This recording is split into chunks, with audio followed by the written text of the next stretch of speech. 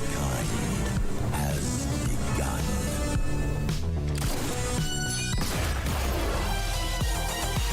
Welcome to the future. Who's this clown? Not clown. Joker. Avengers! Assemble. Nobody tampers with the equipment except Tony Stark. Good idea. United, the Avengers are strong. Hawkeye, hands off. Fool! Have you forgotten my invincible magnetic power? Not this time, Magneto. My mutant brain senses danger. Something unseen is slowly spreading its poison, edging tempers. Think carefully before you do this. You filthy criminals. 5, 4, 3, 2, 1. What up, YouTube? Welcome to another live issue of Two Fat Guys Pull List. It's issue 141. Yes, it is just Jim. Nate will be here shortly, but I will carry us through some stuff on my shoulder. I will carry us through. Oh my god, it's gonna bug me. It's gonna bug the crap out of me. Get out of there. Okay. I will carry us through our business and a little bit of chat before Nate gets here. But welcome everyone. Yes, it is 141, issue 141. It's a great week. This week was pretty solid, I think, for books, but we'll get to it as we push forward. But yeah, let's get through some business, and then we'll talk to chat for a little bit and wait for Nate to jump on. As always, we want to talk about our show's sponsor, which is Collected Comics and Games here in the DFW area. They have two locations, one in Fort Worth and one in Keller, and they have already soft opened their third location in Irving, and they will be having a grand opening. I got the graphic from Brent. I just haven't put it up yet, but they will be having a grand. I think it's the 15th, August 15th, I believe. Will be the grand opening for their Irving location. So if you're in the DFW area, please make sure to go check out Collected Comics and Games, whether it's at the Fort Worth location, the Keller location, or even the Irving location, even though it's kind of a soft opening. But they definitely would love for you to go out there, and then they will have a big, huge, grand opening on a Saturday, August 15th, I believe. But I will get that graphic. I need to get that graphic out. It's just been a crazy weekend, and I wasn't able to get it up, but I do have that stuff, so we'll be promoting that on our Facebook and Instagram. So if you're in the DFW area, check them out. Also, we would love for you to go over to their website, which is brainycomics.com. It's a great website.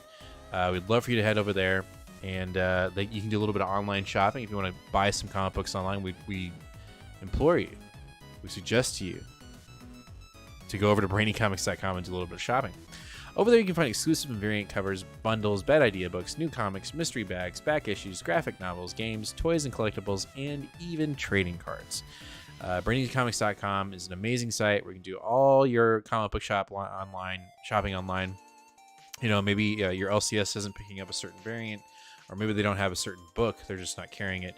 Head on over to BrainyComics.com, try to find it, pick it up, and put it in that cart. But before you check out, what we would love for you to do is up there's a search bar. We'd love for you to type in Two Fat Guys Pull List, and when you do that, this is what's going to pop up: a Two Fat Guys Pull List upgrade and premium upgrade. Now, the regular upgrade, the standard, is $8, which gets you one mystery exclusive comic. It's very awesome. And if you do the $15, you get two. Now, if you didn't notice, most of these variant covers are valued beginning at about $15, and then they go up all the way up to $30, even $40. So you're getting a really good deal with the first upgrade for $8, but you're getting even a more fantastic deal if you do the premium for $15. We've had a couple of our patrons do this already, and they got some pretty sweet swag. I know John did something. He ordered one, and he got some pretty cool, I want to say some World Tree exclusives, which is pretty kick-ass. So head on over to BradyComics.com, do a little bit of shopping. Before you check out, put that Two Fat Guys Pull List upgrade and premium upgrade in your cart before you check out, then check out. And then when your stuff comes in the mail, make sure to post and tag us in that post of what you got, so we can see what Ron sent you from BrainyComics.com when you did that upgrade. It'd be really great. All right, let's see. I think it's this button. Nope, it's not that button. It's this button. Professional show, guys. Anyway, the other business we have to talk about is our sub goal giveaway. Currently, that computer screen says 881 subscribers, guys. We got a ton of subscribers. Most recently, when me and Nate did a She-Hulk video, that thing popped off, and we got some kick-ass, more people kick-ass. We got some more kick-ass subscribers that have already subbed to our channel, but we're on the road to 950 subscribers. So we need to get to that magic number so we can give away another slab. And if you are new to the channel and you don't know what's going on here, we give away slabs at certain sub goals, and our current one is 950. Now, when we hit 950 subscribers, we are giving away something pretty kick-ass, a CBCS graded 9.8 King in Black number 5 Ryan Stegman spoiler variant. Hopefully you've already read it because it was pretty cool. Anyway, we're giving this away when we hit 950 subscribers, so make sure if you're not already subscribed, hit that subscribe button, ring that bell, and give us a like, and let's get us to 950 subscribers. We're really close, guys. We're at 881. That's insane. And then our next goal giveaway is 1,000. Only 50 subscribers. When we hit 1,000 subscribers after we hit 950, we're giving away this big bad boy. We talk about it every show. CBCS graded 9.8. Amazing Spider-Man number 4. First appearance of Silk. It's an original Sin tie-in. This thing is going to start getting pretty hot. I mean, it already is really hot, but it'll get even hotter as production at some point begins on Amazon's Spider-Verse show. And she will be one of the characters, if not the main character. So be sure to subscribe so you'll be in the drawing for this. It'll be so kick-ass when we give this away and we hit 1,000. So, do your part. Hit that subscribe button. Well, you know what? Don't hit it if you don't want to. I don't want to force you to do anything, to be absolutely honest. If you want to watch this channel and you want to talk about badass comic books and hang out with a really cool community here on YouTube where we try to keep everything positive and flowing and try to uplift each other rather than tear each other down, then make sure to hit that subscribe button. But if that's not for you, don't hit that subscribe button. I don't want to feel like you're forced to do it. I want you to want to be here. But it's pretty sweet if you are here, because then you get some pretty cool giveaways. So make sure to hit that subscribe button. Button, who's got buttons? Let's get to chat here really quick, and we'll wait for Nate. Might ask you guys some questions. Well, while I get through chat, why don't y'all let me know what was y'all's pick of the week this week, and what was the what was your least favorite book this week? So your pick of the week and your least favorite book this week. I'd love to know. Let me know down in the chat. Patty, hope everyone is doing great this week. Yes, sir. Jaden, what up? Joe, what's up? Joe, a lot of new titles being released from San Diego Comic-Con this weekend. Anyone got a favorite? I don't know yet. There were a lot of things that were announced, and I haven't really taken all of it in. So I'll be interested to see what you guys think. Mine will be Justice League versus Godzilla versus Kong. Wow, that's going to be a badass. That's insane. Joe, gotta check out that. Gotta check that out. What's coming? But that sounds amazing. It's going to be knucking futz. Yep. I have not really dived into. I mean, I've seen little things here and there of what's being released this from San Diego Comic-Con, but I haven't really dived into it. I think the most I've dived into, and we're going to do a news segment on here once Nate gets on, about the gang war with Spider-Man and friends. I'll be very interested to see what Nate has to say about that. I've got some thoughts on it. Some good, some not so good, some cohesive, but we'll have to wait and see on that. But as for a majority of San Diego Comic-Con's release, announcements, I have not really done my job and looked. This weekend has been nuts. But anyway, did you hear that Echo rumor is it's really, really bad? I don't know. I have not. I haven't heard really anything. I mean, I feel like a lot of what's going on in our shows in Hollywood right now has been kind of obviously on a standstill with the strike. But I have not heard that. I'm sure, I will say I have not really been paying attention at all to Secret Invasions, and I've heard mixed things. I've heard it's amazing, and then I've also heard it's not so great. So I'm interested. I want to see it, but I think once all the episodes are out, I think I'm just going to binge it.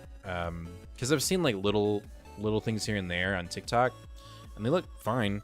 The one thing that kind of gets me about Secret Invasions, and I don't know if it's not a criticism. It's more of just how insane it is that you have these very high level actors, like just very high end actors, talking about scrolls. It's kind of crazy. Like, it's not a turnoff. I just find it fascinating that you have Samuel L. Jackson talking about comic book characters. It's pretty crazy. And I think it just really shows like how far we've come content wise, and how, you know, comic books in general are relatively still pretty new to the medium, even though people are burnt out. Some people are burnt out. I just find it interesting. It's pretty crazy. All right, back to chat. I hope the MCU gets its act together after this year. We'll have to wait and see. They say they will tell us the true origin of Nightcrawler's parents. Arcade Kings 3 was my pick of the week. My least favorite was Night Terror's Wonder Woman. These Night Terror one-shots are so hit or miss for me. It's nuts. Secret Invasion has to be good for Marvel to be good, since it leads into other stuff. Yeah. Wonder Woman is WW in my comments. I've enjoyed Secret Invasion so far, to be honest. Okay. Personally, I can see how some wouldn't enjoy it much. I need to I want to watch it. I just have been so busy with the show and other things that I'm working on. I just haven't had time. Like, I want to watch it, and I know that it's going to be important. I know it's going to be important to the Marvels. I know it's going to be important to the overall MCU structure, because I'm sure we will find out that X, Y, and Z characters are actually Skrulls, and, you know, we never really met the real Tony Stark or some crap like that, so we can get Iron Man back. I'm sure that's how it'll work. Pick of the week was Vigil 3. I had a lot of trouble understanding Hot Girl. Maybe I don't have the proper background. I don't know. But that's been one of the harder to follow issues I've read this summer. Guardians Volume 3 is top tier MCU, and Secret Invasions is fresh air to funny content when we've been getting. It is fresh air to the funny content. Okay, I said breath of fresh air to the funny content. Okay, I gotcha. Yeah, I need to check it out. I definitely need to check it out. I've always wanted a Nick Fury solo show or movie, since forever as a kid, I enjoyed his book. Even though it was a different Fury, I enjoyed it. The updated version also. Yeah, I think there was a was it a one shot or was it an Al Ewing book? I don't remember. It was in either. Maybe it was in Voices. I don't remember. There was an issue. There was a story, a Nick Fury story, where it was like super psychedelic, and it got really trippy. It was either last year or the year before, where Nick Fury went on this like psychedelic trip, and it was the most enjoyable Nick Fury story that I had read since we've started this channel. And I'm sure there's a ton of them out there. And I think he was with his former wife. Is it Felicia or Victoria? Whoever is in charge of the Thunderbolts in the MCU. Whatever character that is, he was following her. It was nuts. I remember really liking it. I can't remember. I gotta remember what issue that was. It was dope. Let's see. Yeah, man. X-Men Red came out. The Days of Future Past limited comic run is that many numbers better than the last 3 of post Hickman. I have pre-ordered for a new Fury book coming. I don't know when it hits, but soon. Also, Dark Knights was one more issue, and I think it comes out in October. Dark Knights, or September. Is Fall of X an event, or is it a new chapter of the? It's a new chapter. Always did love the trippy art style from his original Agent run. Yeah, I mean, I cannot remember for the life of me what issue that was. It was either like a Marvel 1000 or a Voices, where it was him and his wife going through,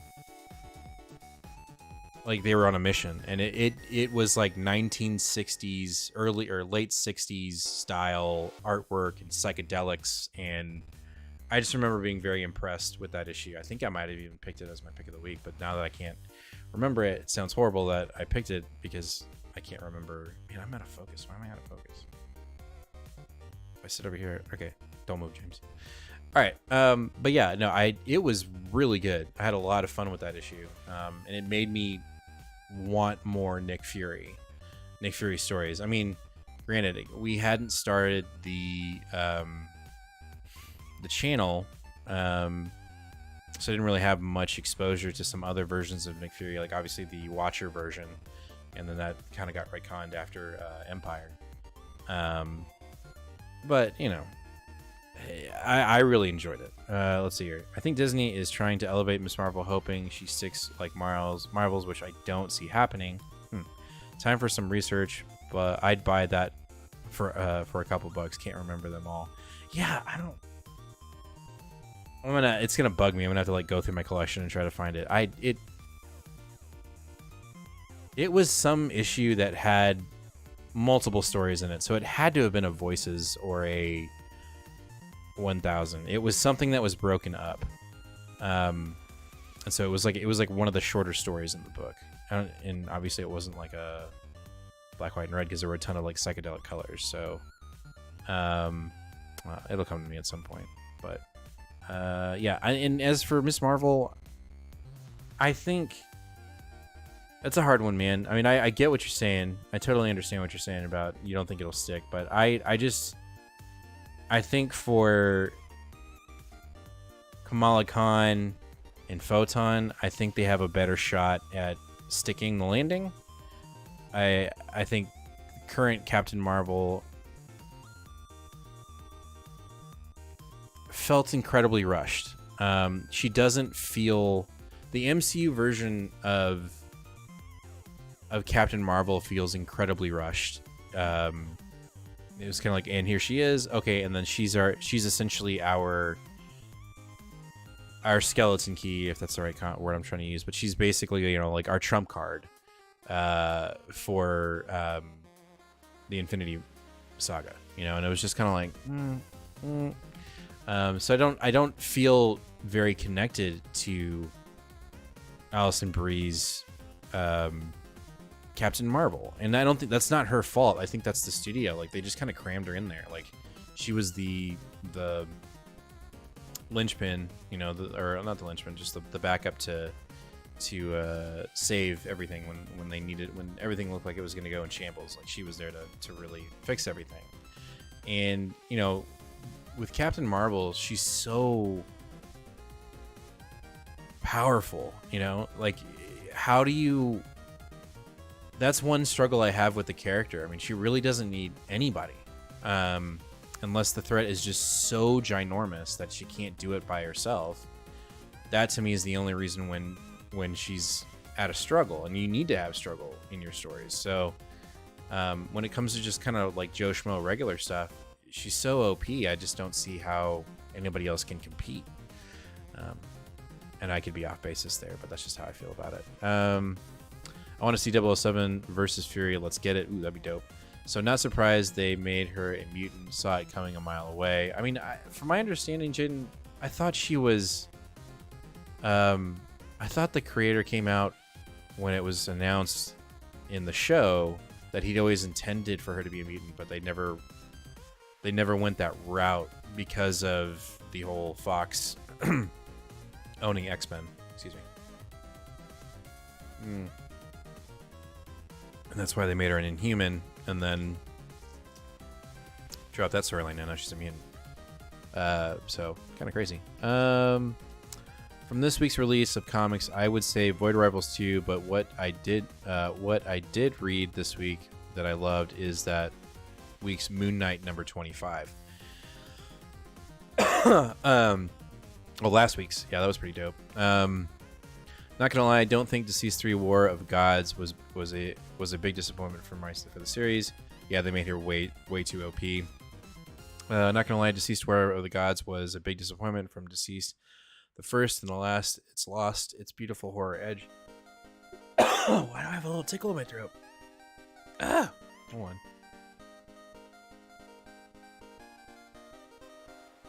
haven't read. I mean, obviously, I haven't read Deceased, and I've been told, like, Lee at the shop is like, why haven't you read it? You need to read it. That's one of those I need to read. That one and Injustice. Both I need to read. Completely waste of Blight Superman. Yep, I heard about that too. Are they cheapening mutants by allowing everyone to be one if they choose to? Or the other side of being human and all its quirks? God dang. Like a weird thing. I didn't swallow right. I'm down for whatever they're doing for Miss Marvel. Like, truly, how many of us was reading her before? I think the character can be a character people love if given the right direction. I agree with that. I mean, I like Miss Marvel, and I think we said it when it was announced. Like, she deserves her own ongoing. You know what I mean? Like, the fact that she doesn't have one is insane. I think the fear is that it just won't be done correctly, and I don't know exactly what that means, but I think where I'll draw my inspiration of that statement is she felt like she was just thrown away or thrown into Spider-Man's book for no reason outside of, we got to kill her off so that we can reboot the character. When we first got her in the book, we were like, okay, where's this going to go? And it really went nowhere outside of she died to be brought back as a mutant. It just felt, to me, it doesn't really matter what they say over at Marvel about the whole idea. Like, oh, this was always the intention. It just doesn't feel like it. Like, the way you read it, it does not feel that way. So, I don't know, man. That's kind of my take on it. I'm sure that that's not the truth, but that's just how I feel about it. Seeing the trailer for the Marvels, I'm kind of tempted to go see it in theaters. It doesn't look horrible. The MCU is rushing characters like America and Miss Marvel while not building street-level mythos. I agree with that. Tried to read her Pride Run, or what? Pride Run? Does it say Pride? Prior Run, but it wasn't feeling it. Joe Fixit, Tombstone, Hammerhead, Night, Kingpin. Yeah, no, you're right. I even feel like the characters that have gotten shows, except for Loki, because Loki's actually like really going through some character development, still feel rushed. I want more Moon Knight. Like, I want a season 2 of Moon Knight, or I want Moon Knight to start showing up in movies, but I think we deserve more Moon Knight. I mean, we were just about to get into the the third persona, or the fourth, I can't remember. And obviously, you guys know what I'm going to say next. I want more She-Hulk. I think that show, I personally really like the show, and that's probably my bias, but I loved it, and I felt like she needed, they were hinting at the season 2, and I really hope we do get one, because I think that character deserves more development as well. I mean, shit, guys, she's getting a continuation of her story. We're moving into harkening back to the sensational She-Hulk days, which I don't think is a problem. I think if anything, that's more of a confidence booster that the character deserves even more limelight. Same thing with Miss Marvel. If you're going to give her an ongoing comic, give us a season 2 of the show.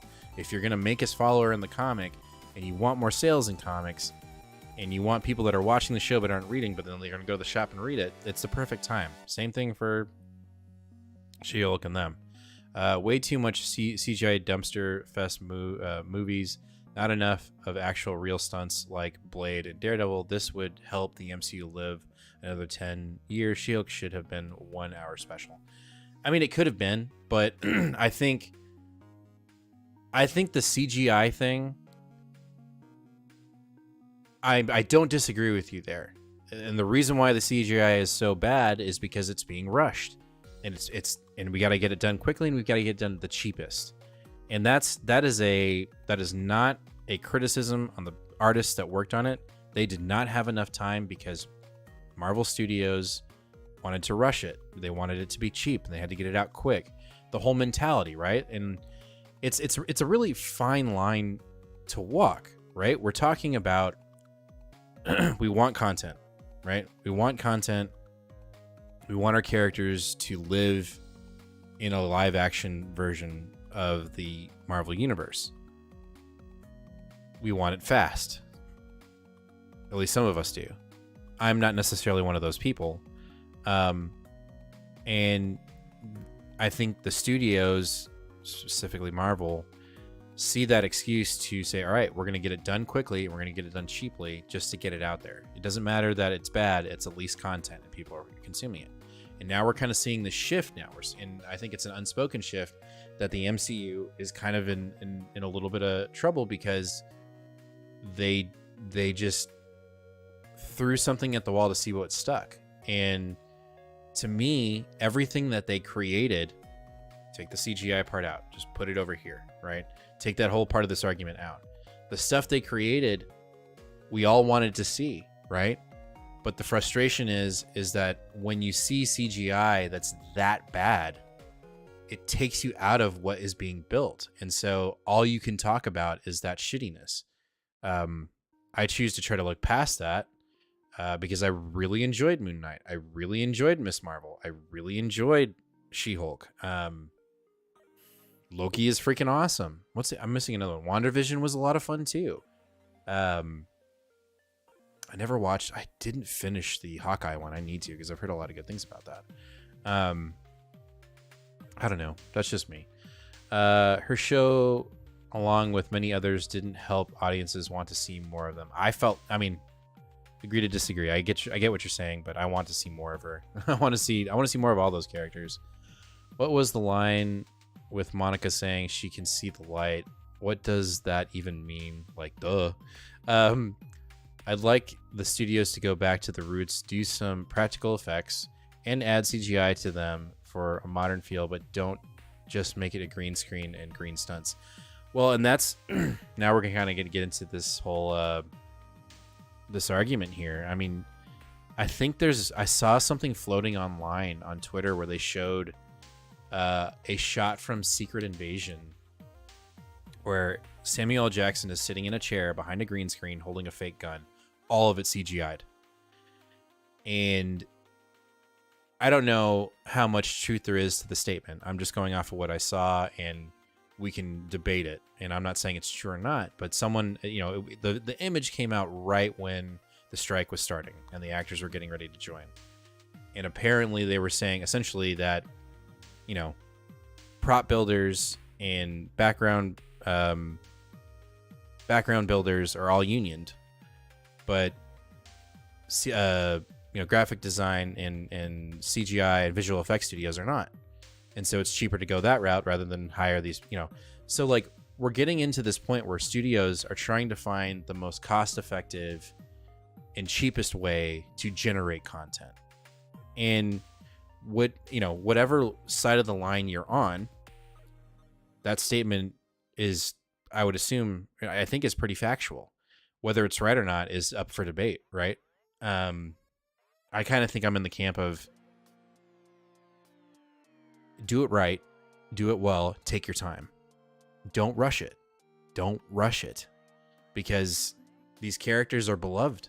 And if you mess it up, that's your one shot. And if you don't and you do it well, people are going to want more.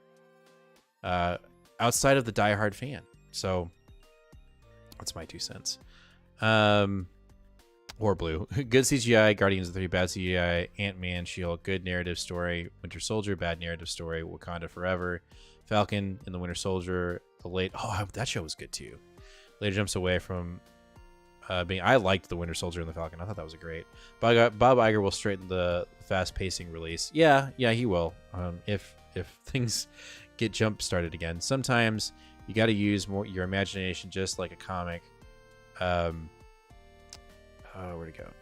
Try and get lost in, I don't know, you got to just use your imagination. Hawkeye was a good show, just wasn't directed well or written good enough for a short format. Kingpin was introduced horribly, and Echo should have been in Daredevil. Yeah. She should have, and now that the version of Echo has Now that version of Echo has a show. If they can do it and pull it off, that's great. But sometimes I think some handmade stuff isn't the worst idea. Agreed. Sometimes it's not cheap to make art, or sometimes that's a wonderful, like that. Yeah, wonderful. Yeah, I agree with that. Unique is the word. I agree with all that. I think it's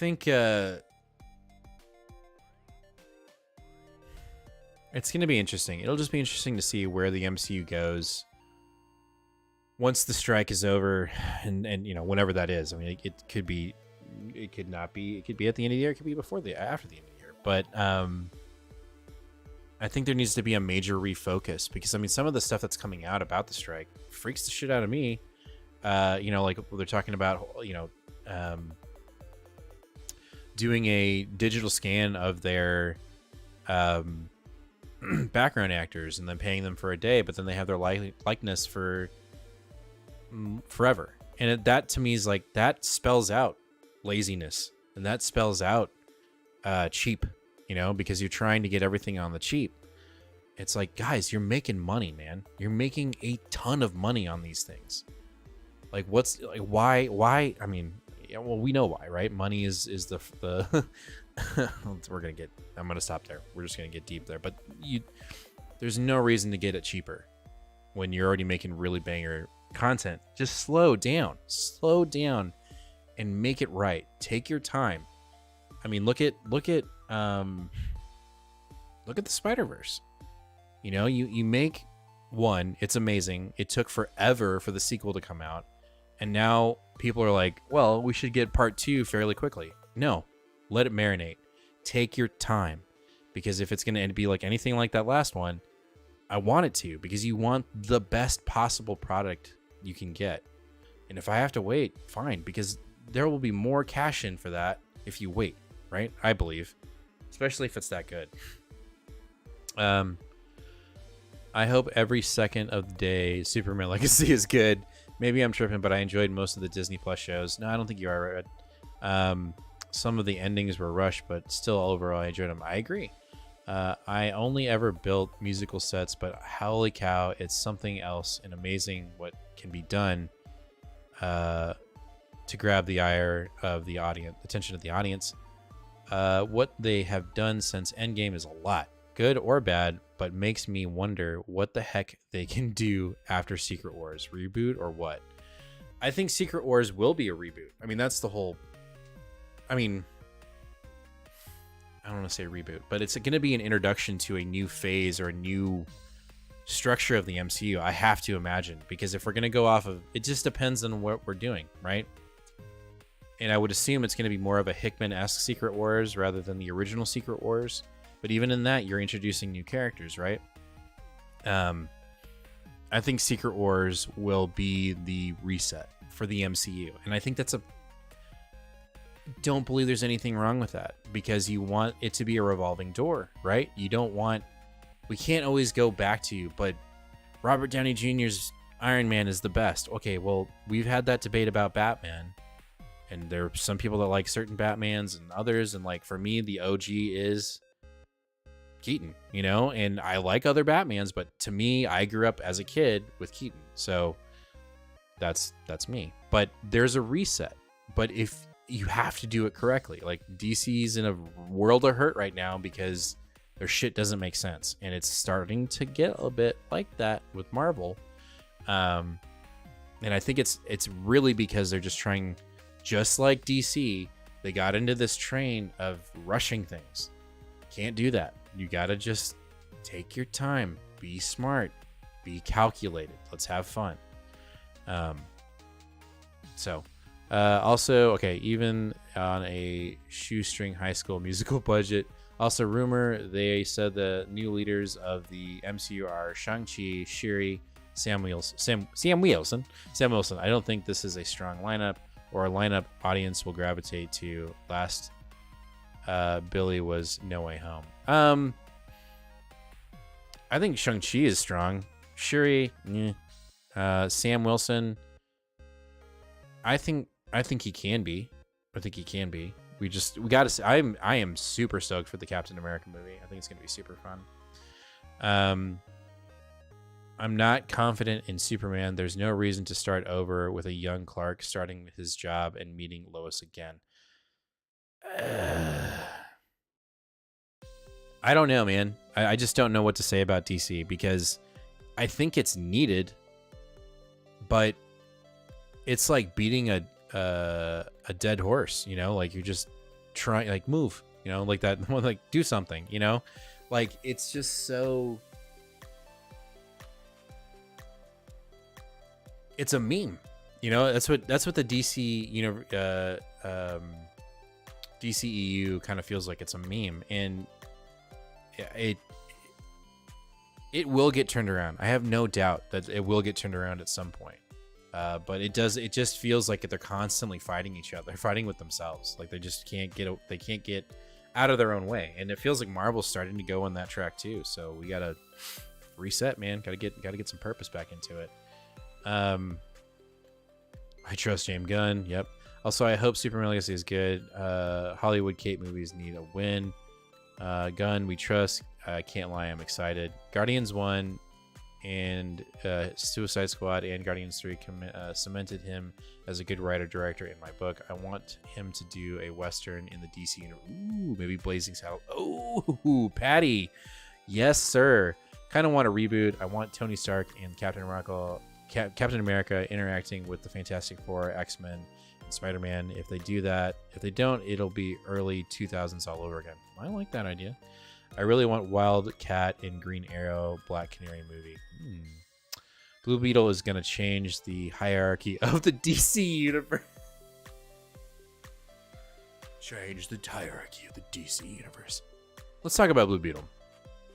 I know nothing about that character, like at all. I know nothing about that character. But I will say, whoever made the trailer has got me hyped. I'm like, that sounds like fun. That looks like fun.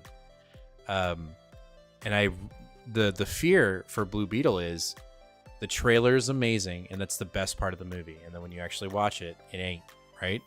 So I actually have pretty high expectations for Blue Beetle, but only because the trailer hyped me up, man. That thing looks dope. You know, it's like the anime influence, the manga influence in that movie looks insane. That's all I'm going to say about that right there. But you know, I am, you know, again, I've got a soon-to-be 5-year-old and a 3-year-old. We saw that trailer, and my son, my soon-to-be 5-year-old, lost his shit. He was like, "That looks amazing."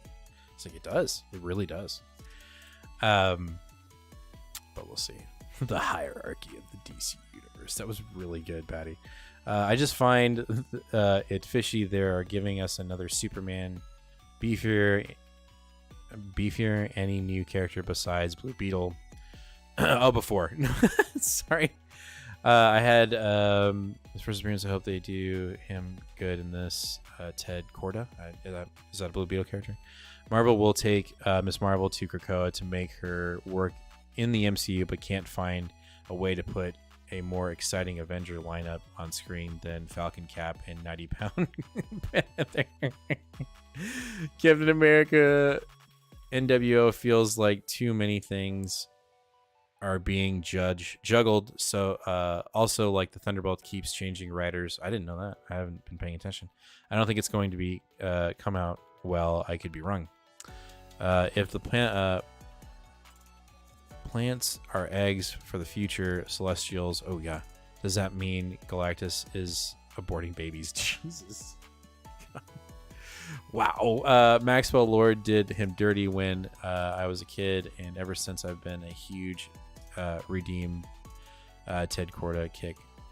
Okay. If the Marvels doesn't hit 800 million, MCU could be dead. It will not. Yeah. Anyway, well, let's go ahead and jump into the show. We'll wait for Nate to get on here. I don't know. He may not be able to jump on. But let's just go ahead and get into it. We got Guardians of the Galaxy issue number 4. Guys, how many of y'all read this? Because I was actually quite impressed. This to me felt like an issue 1. I felt like Rocket just Yeah, we'll get there. I was waiting for Nate, but we're here now. Guardians, I really enjoyed this issue. I had a lot of fun with it, and Guardians right now is on a thin thread for me, because I just didn't know. I wasn't digging the vibe, and I'm trying to give it its all. There's only going to be 12 issues, so not following this. Yeah, no, I don't blame you. But this issue was really strong. I really enjoyed the issue. I think Rocket, more specifically because we're dealing with Groot, and like, who's closer to Groot than Rocket? This felt like this would have been a badass issue 1 because there's enough mystery, right? Like, this could have been issue 1. And then the previous issues would have felt more genuine in their lackluster of any kind of content. So I enjoyed the shit out of it. It's not necessarily my pick of the week, but I really liked it. I think this is the best issue currently in the Guardians of the Galaxy run.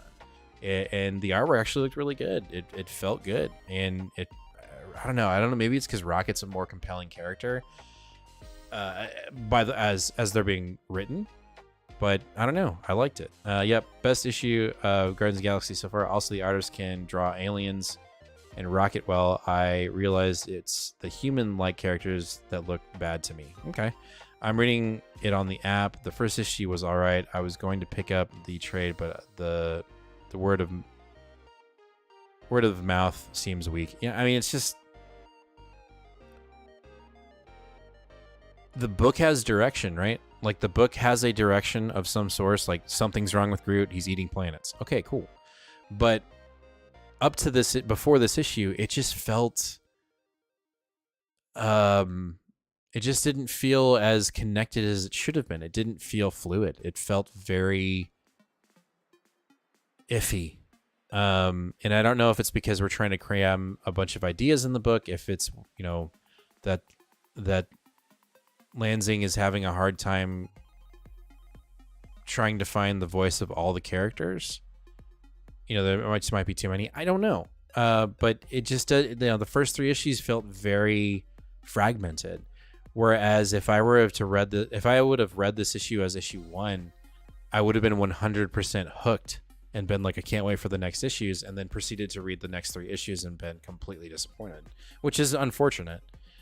So you have to have had a lot of faith or dedication to Guardians to get to this point. And that's really hard to say when you're 4 issues in, but I really liked this issue. And I think it's because there's such an emotional connection with Rocket and Groot. I mean, you can tell that Rocket is in pain because he has to defend planets from his friend. And he's built a robot version of his friend to kind of cope with the loss of not having his friend. So to me, this was really good. I got to give it an A for sure. It was a really good issue. So that's my 2 cents on it. All right, next up we have Moon Knight, City of the Dead. Wow, dude, this was fantastic. I wasn't sure what to think about what we were going to get in this run, but man, I really enjoyed this book, and I think I'm probably going to have 3 picks of the week this week. So this is my first pick of the week. Let me go ahead and hit the button. This is my first pick of the week. This Jim's pick of the week. Usually we only have one, but man, this was just a really good, strong little run here. This little mini, and I had high expectations for it because our current Moon Knight run is so fucking good. It's so fantastic that I didn't know if this book was going to be able to pull it off. It was going to be able to stand up to what we're currently reading with Moon Knight. And I think it did. I think it had the tone. It had, it held its own, but it also, it worked well and played well with what we're currently reading. The voices were similar, but different at the same time. So overall, I love the issue. I think it's a lot of fun. I'm digging this whole idea of going into the afterlife to seek vengeance for this kid. The Scarab, I think, is really cool. I think introducing her into the book like this is really badass. The artwork is different, but I enjoyed it. And so I've already ordered issue number 2 on my final FOC. So, or on my FOC, not my final FOC. I'm going to continue. Like I am on. It's so cool. Let's get over here. I'm reading it. Okay. Lansing and Kelly has done some really good books lately. I just picked up Batman Beyond Neo Year from them. Joe, the one bad idea Clayface was spectacular. Interesting. My boy Pose, I loved the Savage Avengers run and his Hulk annual. I'll love this and looking forward to the new Punisher book. Is he doing the new Punisher book? Well, this has got me like I'm stoked for issue 2. I was pleasantly surprised. I guess I was just a little bit worried about this issue, but it delivered to the point where it's my Marvel pick of the week, and I'm having 3 picks of the week. I'm sorry, guys. I have to. All right, let's talk about X-Men Red issue number 13. Won't take long about it. And I'm sure last you'll have a lot to talk about this book, or how disappointed you were if you even read it. Typical Al Ewing, getting real wordy, real thick, real dense. Do I find that appealing? For his writing, yes, but I know a lot of people don't. I felt 50-50 on the book because I know that a lot is going on in this issue. A lot of movement is going on. A lot of world building and world destroying is going on in this book, but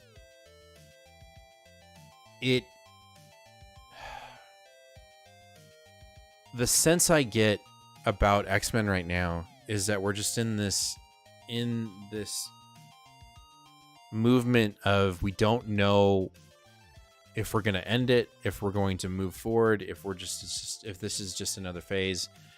And I don't know, I can't tell if that's a marketing gimmick for the readers to just continue to buy, or if they truly just don't know what direction is up or down.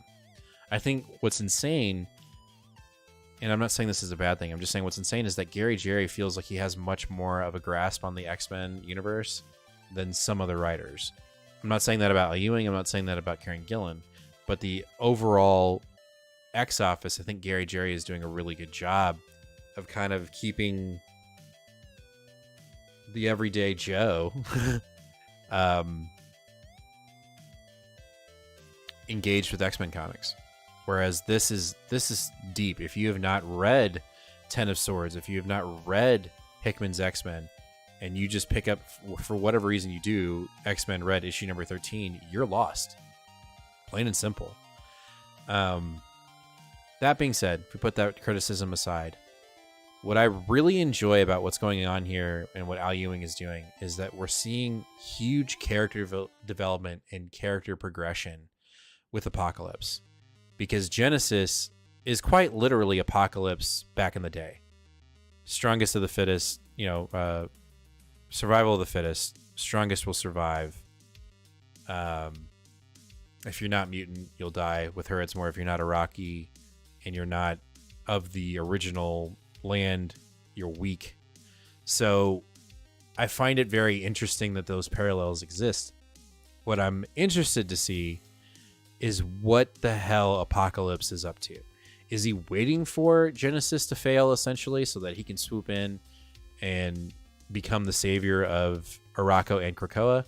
My money's on that. I think that by the end of the fall, or the midway through the fall of X, Apocalypse is going to come in swinging, and he's going to be taking over all of mutantdom.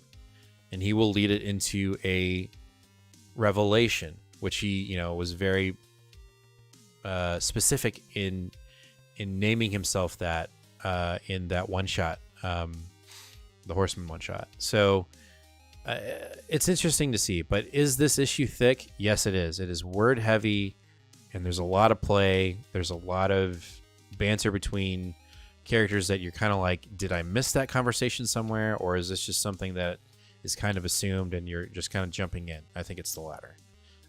But it can be daunting. I will say that. Something about Immortal X-Men 13 and this X-Men Red 13 both was nothing but a long conversation, and it was It was like watching Big Brother. Yeah, I completely understand that. I think I understand that sentiment 100%.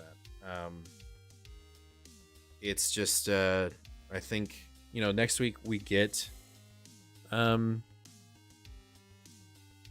gala, so we'll finally progress into the fall, even though I think the fall, you know, Comic Book Herald put a video out about X-Men comics, which I was really surprised, and I watched it because I really wanted to hear his thoughts. And what I loved about what he said, out of everything that he said, is that the fall of X has already happened. The build up to the fall of X has already happened. Orcus has won. You know, there's not much left to do except for ceremoniously cut off the head and let Krakoa fall. You know, I feel like we've already kind of done it. So, and he said it perfectly. He basically said that. I was like, you're totally right. So, unless the gala just throws something out of left field that we just didn't see coming, I kind of feel like the gala book is going to be kind of boring. Joe, X-Men books feel like reality TV. I would kind of agree with that just a little bit. I think the conversation was done really well, and it kept my attention. So for all that, I give this comic a pass. Joe, I'm right there with you. Because I am as invested with X-Men, for me it was enjoyable. But I can just see someone. Okay. I can see someone picking this up and just being like, "What? Yeah, this X-Men run is all bad and forgetful." Right on last.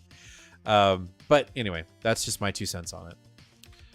All right, let's jump over to DC with World's Finest issue number 17. This was incredibly enjoyable, even though I am not as familiar with some of these characters. But this felt like a silly goose time fun comic.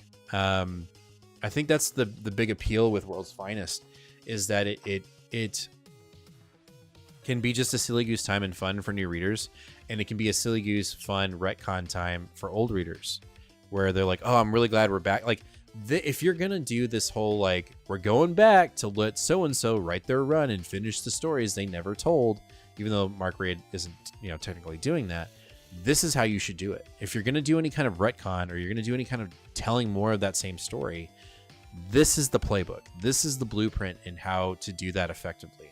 I think World's Finest and Mark Waid and Mora have done a great job of enticing new readers to read this and get them to go, oh, well, shit, I got to go read all this other stuff to find out what the hell's going on over here. I liked it. And now now that we're done with this little AI robot arc, we're jumping even further back in time with the origins of the actual team up between Superman and Batman in the upcoming World's Finest books. And I think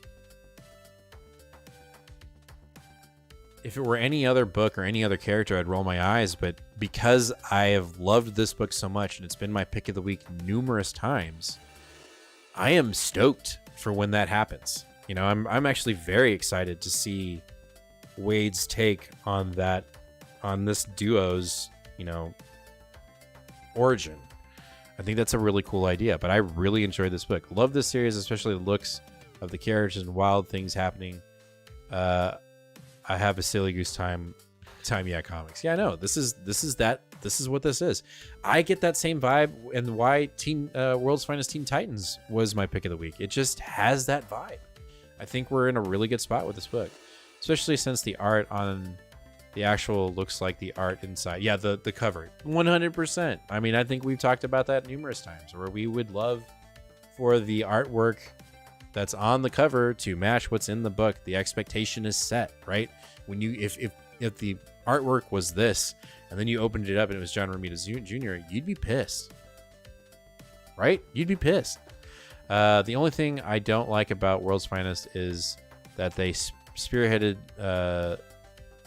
Zaha, terrible Lazarus Planet. Oh, yeah. Well, you know, and who knows if that's... God, dude, the back of my head is incredibly... I went swimming today, or took a shower, but it's like I still have, like, chlorine in my hair. It is itchy. Anyway, I get that. I will say I didn't like that either.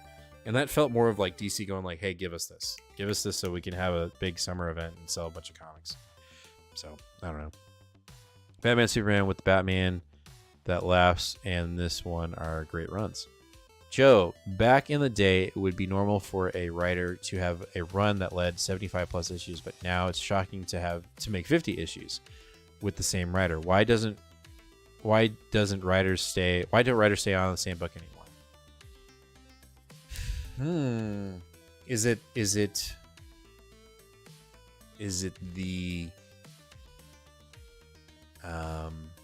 it's not the value. Is it the consistency of the writer? Is it lack of experience? Is it, I don't know. Is it, are people not as hardcore anymore when they come to writing?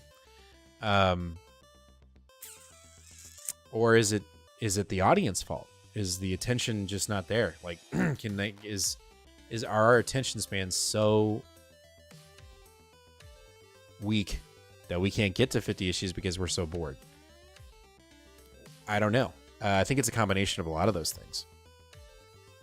But then we do get a 50, sometimes they dedicate themselves to a 50 or higher run. And you have to ask yourself, was it worth it? I mean, look at Jason Aaron's Avengers run. No. Like, that thing should have ended at 45 because it just was getting drawn out. And even though it stuck the landing at the end, there was some shit in there that, like, in the middle that was just not fun. So I don't know how that annoys me to no end, but it does. Imagine having Pepe then losing Pepe. Yeah, 100%. When I was younger, I was picking up the second Spider-Girl series, and I enjoyed the consistency and creative of the series with the same old series. Same with Ultimate Spider-Man, or having Shido then losing him. Devil's Reign arguably was carried by him. Chichetto, along with the Daredevil run.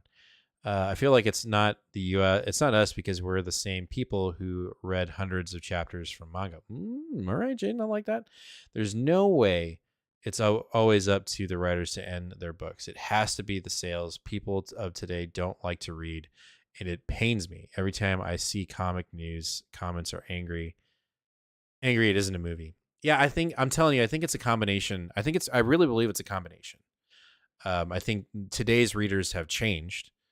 I think today's writers have changed. And I think the corporations that run them and their expectations have changed. So when you get something that allows you, when you get something where the writer's passionate, the artwork is fantastic and consistent, and the audience is digging it, then that's when you get past those certain numbers.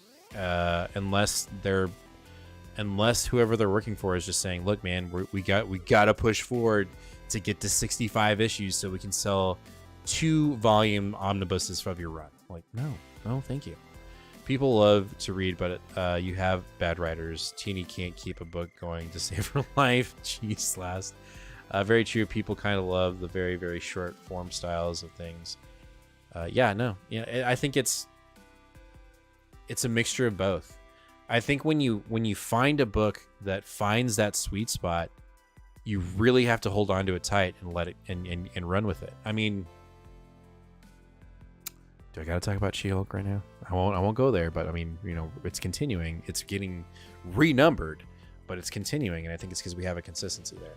Comics just aren't the same like 10 years ago, not going to lie. Yeah, I'm gonna take your word for it because I wasn't reading them. All right, Hot Girl. All right, who was it, Joe or was it Patty? Somebody was like, yo, this was confusing as shit. There were things in this book that I really liked. And then the chaoticness and the choppiness of this book is, whoever said that about this book, I 100% agree.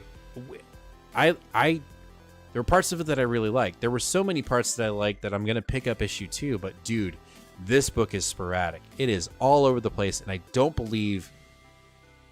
really don't believe the intentions were, if you don't know anything about Hot Girl, then you shouldn't pick this book up. I don't believe that was the intention, but it felt like it. It really did. It felt like if you didn't know what the hell you were reading, I mean, there was enough in here. You're like, oh, because your wings are made of 9, like all this stuff, this metal. I get that, but man, it was all over the place. Now there's bones in this book that I enjoy, so I'm gonna give issue 2 a try. I mean, it's a mini, right? But I'm gonna give issue 2 a try. But it's not looking good. But again, I say that the bones of this book were fun. Like, I think there's some intrigue here that it'll push me to issue 2, but it is not a for sure pull, in my opinion. So, back to last, bad writers and shifting business practices by the company's example of Strange Academy and the artist. If they remove the artist, I'm done. I can't read a book that keeps changing artists. I am right there with you. I was about to say She-Hulk is there. Yeah, She-Hulk's amazing. It drives me nuts when the consistency changes with the artist. 100%. Like, if your first 3 books are fucking amazing and people are raving about them, and you're like, no, we got to shift it because we want this book to come out on time. No, take your time. Just like what we're talking about with the MCU. Take your time. Just let us know that it's being worked on, and it'll come at some point. I mean, look at independent books, the Boom books. Like, they take breaks so that they can have consistency, and so that everything about that product is on par, on point, right? Let's do the same thing with comics. You can do little minis in between, right? You know, we're getting more She-Hulk, and we have to wait. Do I hate that we have to wait? Yes. Am I going to wait? Fuck yeah, I am. I'm so excited. Anyway, I also think the writing style to trades formats and making the fans wait 6 months for a payoff, as back in the day, you got a new arc every 4 to 6 months. Scott Snyder handled Hawkgirl 10 times better, but it felt like it. Anyway, this issue was okay. It was so sporadic and choppy that I just can't. I'm gonna give it an issue 2 because there was enough in there that I was intrigued with, but issue 2's got to fix a lot of things because issue 1 was sporadic at best. Issue 4 of Superboy, Man of Tomorrow from Dawn of DC. I enjoyed this issue too. You know, I'm really digging that Connor's just kind of getting his own thing. He's doing his own thing. The biggest thing about this book that got me was Clark getting bitch slapped by his robot, essentially. You know, suddenly you're worried and care about Connor. Where's Connor? What? And the robot's like, yo, he's been gone for like days, and you're just now realizing that he's gone. Like, that to me was like, yo, wake up, bro. Like, you're Superman and you don't even know where your clone son is. Like, get your shit together, bro. That to me, out of all of everything that happened in this book, was the biggest thing that happened. Outside of, I think Connor's just, you know, he's doing his thing, you know, and he's trying to learn how to do his thing. I think it's really good. I am enjoying this. I think the Super books are doing a great job right now of keeping my attention. Unfortunately, a majority of them are on pause because of Night Terrors. So, yeah. But overall, I enjoyed the book. Cannot wait for the next issue. I'm digging where we're going. I don't even blame the bad writers. I blame the bad editors. 1, everyone needs to be on the same page. 2, everyone needs to be either at the line or above. Artists need to be consistent. No more. You know, I agree. Like, if consistency means the book has to take a break for a month or 2, do it. Do it. Because I'm not only thinking about consistency, like, that consistency keeps me entertained and engaged with the material, right? That's what I want. Joe, what direction is DC going towards? I thought it was supposed to be a flow to something, but now with Night Terrors and the new minis each month, it feels like the X-Office. 100. What the hell is going on in DC? It's felt like that ever since Death Metal. And I think it's because of, I think what's currently going on with DC is blatantly a blatantly the visual of DC as a company being thrown around to this corporation and then this corporation and this corporation. And so there's someone saying everything needs to be uniform and everything needs to make sense. But then that's all they say. And then no action is ever taken. We're starting 5G. We're getting ready to do this little mini reset. Nope, we're not going to do it. We're getting bought out. Yada, yada, yada. Okay, we're going to do something else. Oh, we did death metal. And now that we got bought out by somebody else, everything that happened in it doesn't make any sense. Whatever, William, Dark Crisis on Infinity, like all of it it feels pointless, and it feels like nothing matters outside of a footnote here and there. This is why Power Girl now is going to be called Superwoman 2. You know, like, what? You know what I mean? Like, it's incredibly frustrating. And you're saying they feel like the X Office. That's all of the DC books, right? That's not just one part of DC. It's not like it's just Superman books that are feeling like this. All of them are feeling like this. Elseworld stories are more genuine and engaging in DC right now than the current ongoing books. And I think that's incredibly frustrating because you have some incredibly talented writers just kind of, pause for a minute, because we're going to have this really pointless horror Halloween-esque event in the middle of fucking summer. So stop writing your book. What? Come on. I don't know. I think the biggest problem with comics is the actual distribution and its publishing of said comics. I think it's very important to stick to an actual schedule as a publishing client. Okay. Death Metal was a super cash grab. The end of Metal was wrapped with a bow. I mean, sure. But it set up a status quo that was immediately blown out of the water the first chance it got with whatever the reboot or was after that. So, whatever. Lots of people find these books way later, just like old TV shows, and go at them all at once, and they don't feel consistent. If you do that, then I don't know. It's just how I see it. Well, I can see that. Anyway, I liked this book. I thought it was fun.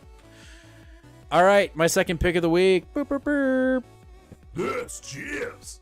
A Vicious Circle. I wish Nate was on right now. I told him he needs to read this. If you all have not picked up either issue 1 or book 1 or book 2, I highly recommend it. This shit is bananas. And the artwork is pristine. And I understand why book 2 took so long to come out, because you open this book and you're like, God damn, there's a lot of detail and beautiful artwork. This is sci-fi at its best. It is so good. If you haven't read Vicious Circle and there's still copies at your LCS, go pick it up. I'm telling you right now, go pick it up. This was so good. You basically have these two characters who are connected in this loop.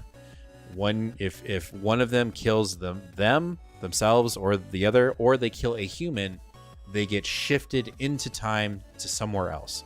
Whether it's the Jurassic area, Nazi Germany, the 1950s, medieval times, or the future, they are constantly being thrown through time as one or both of them kill someone, a human being. And what we find out is, issue 1 was a bit of a mystery. This is giving us a little bit more history, more history and detail into what the hell is really going on. And what we're finding out is these two are basically opposing agents for different entities, whether a company or a government, in the future. And one of them has been tasked to blow up this machine that is like the ultimate death machine. And it's very vague in that sense. Whereas the other one is there to make sure it doesn't get blown up. And then it happens. But they're both caught in it. And so now they're in this weird loop. And that's essentially this book in a nutshell. And we got a little bit of resolution in this book, whereas in the first one, we were still trying to figure out what was going on. In this one, we get some explanation as to why they're in this loop and how it came to be. And then we get some resolution in the sense that they're going to try to work together now because they're done jumping through time and living different lives. So I know that sounded like a lot. It was. This book, I can't, to me, to give you a quick review of it would be, it's nonsensical. It's crazy. But I cannot recommend this book enough. It is so good. Will there be a book 3? 100%. Like, yes. When will it come out? Probably in 7 or 8 months. And I know that sounds like a bummer. Pick up this book and you'll realize why it's going to take so long to come out, because the artwork, the cover is what, like, the artwork looks like what's going on the cover. Okay? So if that's all you need to know, if you're worried that the artwork isn't going to match the cover looks exactly, the inside looks almost better than the cover. That's all I got to say. I got Pink Lemonade yesterday. Looking forward to reading it this week. I've heard a lot of good things about that book. But anyway, this is my second pick of the week. I cannot talk about this book. I don't read it. Nate's not here. We have an issue right now, so he can't be here to talk about it. I am confident that this would have been Nate's pick of the week, so I'm going to go ahead and push the button. That's Nate's pick of the week. Because it's always been his pick of the week. So I'm just going to go ahead and say that Something's Killing the Children issue 31 was his pick of the week, and I could not tell you a damn thing that happened in the book because I'm not reading it. Same thing with Noctera Nemesis Special. I didn't read it. This is one of Nate's books. But apparently this is a book that was going to world build within Noctera, which I don't know. I mean, I'm sure it was great, and that it was, I don't know if it was necessary, but Scott Snyder probably did a really good job of it. But I can't review it because I didn't read it, so sorry. Let's keep moving. Void Rivals, issue number 2. That's Jim's Come on, guys. Come on, guys. What up, Dread? This was fire. It was so good. Who would imagine that you get an issue 2 and you'd get lore? Right? You get world building. I am so hypnotized with this whole thing, this whole idea. And I'm in. I am in. I was in via issue 1. And I think, issue 1 was my pick of the week because the idea was fresh and how it was executed is why it was my pick of the week. Issue 2, my hat just looks off. Issue 2 is my pick of the week because it was just good. It was fantastic. We got lore, we got world building. We understand why these two warring factions have been going at it and why it might be misguided. The character development between these two characters was really fucking good, and it made me sympathize and connect with these characters. And then at the end, when we get a new villain, a cameo appearance of a new villain, and the second printing is going to be his first cover appearance, like, this just screams comics and awesome and genuine and new and Void Rivals. Robert Kirkman, hell yeah. If I had any criticism, it is, could you put in some more Transformer references, because we know they're coming. I know that's very selfish, right? But I would have loved to see, like, just in the background when they're in space, like you see Starscream fly by or something. I don't know, but I know we will be getting Transformers from Daniel Warren fucking Johnson, which I'm so excited. And by the way, he won an Eisner. Isn't that badass? But dude, this was so good. I love it. What'd you say, Joe? I thought it was funny that Nate got into you about not reading it and calling it the best comic out today. Then Robbie just said he dropped it. What? This one or Noctera? Interesting. If you drop Void Rivals, he's dumb. Like, this is good. But if you drop Noctera, then I'm fine with that. I think this book is doing great and great on not leaning on the other books. If G.I. Joe or Transformers didn't connect to this, I'd still read this. No, I'm right there with you, Joe. 100%. I'm totally with you. What were you talking about the dropping? What did Robbie drop? I didn't watch his video, so I missed it. But Void Rivals has been... Oh, he dropped Something's Killing the Children. Whoa. I mean, I do not doubt Nate's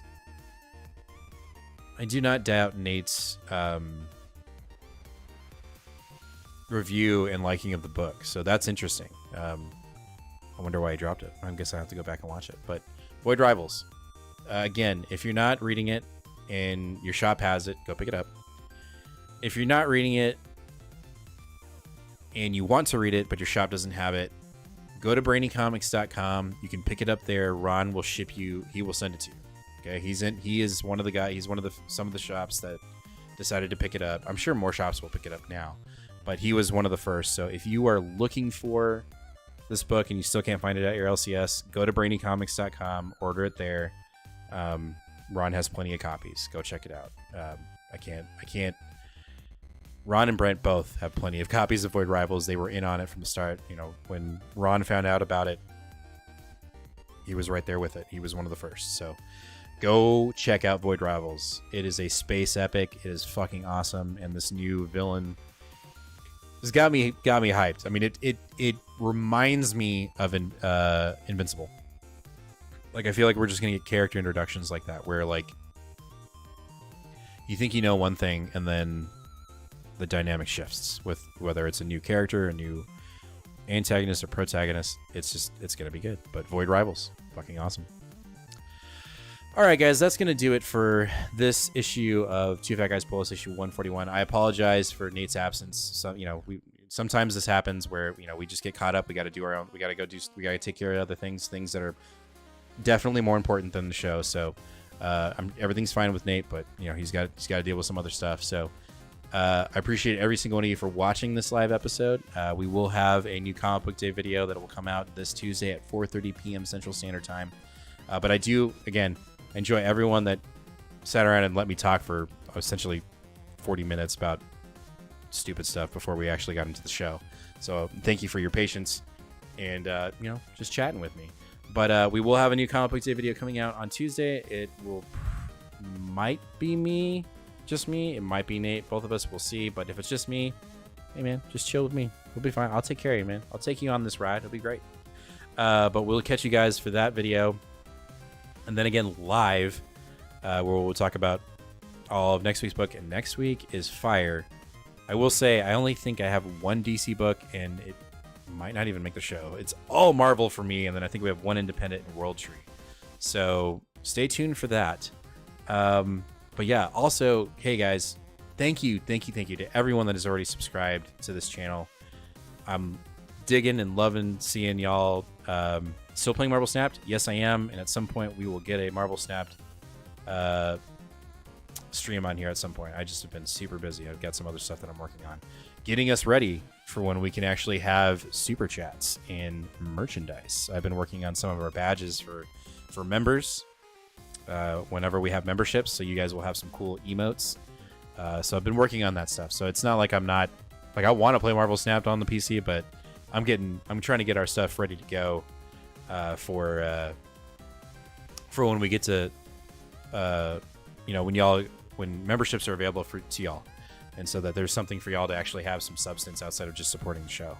So you know, get ready for that, because I'm super stoked for it. We're like, I think like 100, maybe 120 hours away of viewing hours to making that part of the YouTube monetization program. So you know, keep watching, guys. That's all I gotta ask. Just keep watching. We're killing it, and hopefully you guys are enjoying the content. But anyway, let's hit this really quick. That new Spider-Man game looks amazing. Oh yeah, I gotta re-download the game, Joe. You're playing. Oh, no co-op. Anyway, we'll see you guys this Tuesday. As always, fam, be kind to one another and read more comics. We'll catch you guys in the next one. Later. Later, guys. Later, Jaden.